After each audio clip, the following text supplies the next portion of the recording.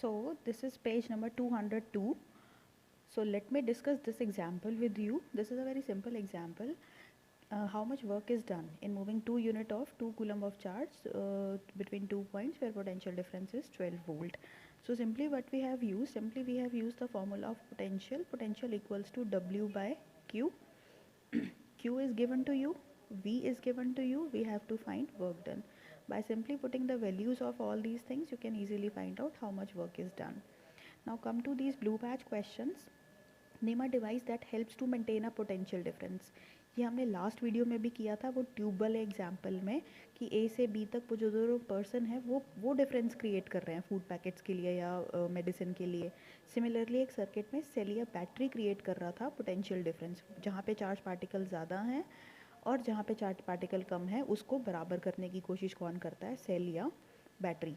क्योंकि वो अपनी केमिकल एनर्जी यूटिलाइज़ करते हैं, तो उस केमिकल एनर्जी की यूटिलाइजेशन पर वर्क होता है किनके ऊपर? चार्ज पार्टिकल के ऊपर, जिसकी वजह से वो चार्ज पार्टिकल फ्लो करते हैं सर्किट के अंदर and they start generating electricity into the circuit.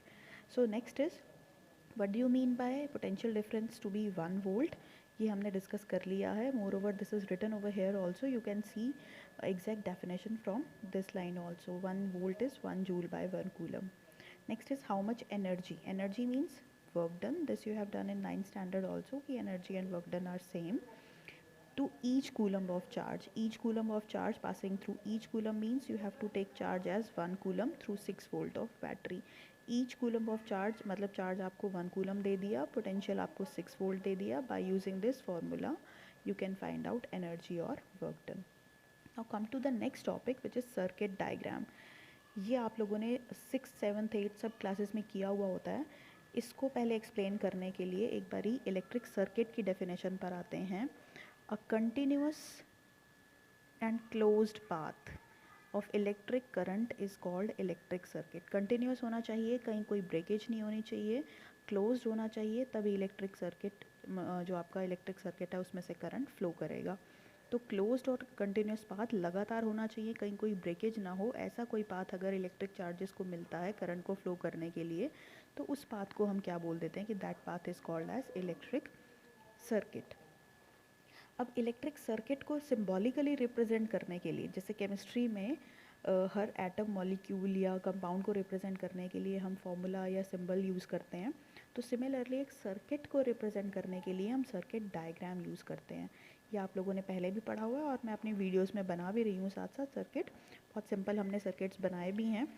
और ये जैसे एक बेसिक सिंपल सर्किट डायग्राम था, एक schematic representation of an electric circuit comprising of cell, electric bulb, ammeter and plug की.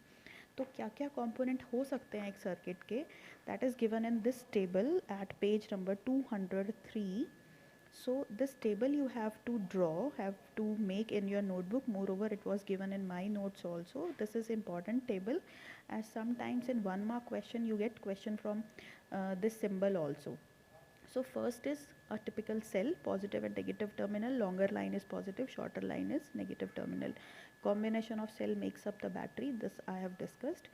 This is switch open, key is open. मतलब ये open circuit है, क्लोज नहीं है, इसमें से इलेक्ट्रिक करंट फ्लो नहीं करेगा. इसका एक और सिंबल मैंने आपको बताया था कि ऐसे हो सकता है. ये भी एक ओपन की है क्योंकि यहाँ पर एयर गैप आ गया. तो जब सर्किट में करंट यहाँ से फ्लो करके पूरा ये सर्किट अगर आगे कवर हो रहा है, तो यहाँ पर आते ही ब्रेकेज मिलेगी, सर्किट इस जगह पर फ्लो नहीं कर पाएगा. So that is why this is an open की. और की का काम ही क्या होता है, की या स्विच का काम ही क्या होता है? करंट को रोकना या फिर करंट को जाने देना. अगर हम स्विच नहीं लगाएंगे सर्किट में तो करंट अननेसेसरीली हमारे सर्किट में फ्लो करता रहेगा, which is just wastage of electrical energy. So we have to use switch in an circuit. So this is a closed key, और इसको आप ऐसे भी रिप्रेजेंट कर सकते हो. तो दिस इज़ अ क्लोज्ड की. ये जो गैप था ये हमने कवर कर दिया, मतलब की को हमने, सर्किट को हमने क्लोज कर दिया. और ये है नेक्स्ट जॉइंट वायर. एक वायर ऊपर से आ रही है, एक वायर यहाँ आ रही है. ये सोल्डरिंग शो कर रहा है कि हमने टाँका लगा दिया, वहाँ पे वायर्स को जॉइन कर दिया. सोल्डरिंग गन भी कईयों के घर में होगी, तो उसको आप सोल्डर वायर यूज़ करके 2 वायर्स को जॉइन कर सकते हो सोल्डरिंग मशीन से, सोल्डरिंग गन से, जैसे आपकी ग्लू गन होती है. सिमिलरली ये है कि एक वायर जॉइंट नहीं है, उसके ऊपर से पास कर गई. Next is bulb. ये हमने बना रखा है. ये एक रेजिस्टेंस है, ये अभी हम बाद में डिस्कस करेंगे दोनों. और next is ammeter and voltmeter. ये सिंबल मैंने आपको बता दिए। एमीटर वो जो मैंने आपको डिवाइस दिखाया था, और वोल्ट मीटर भी एक डिवाइस दिखाया था। उसको सिम्बॉलिकली हम ऐसे ड्रॉ करते हैं, क्योंकि वो डिवाइसेस बनाना बड़ा मुश्किल हो जाता है सर्किट में। So for shortcut we use this kind of symbols. These two are left. These two symbol will be covered up in my next video.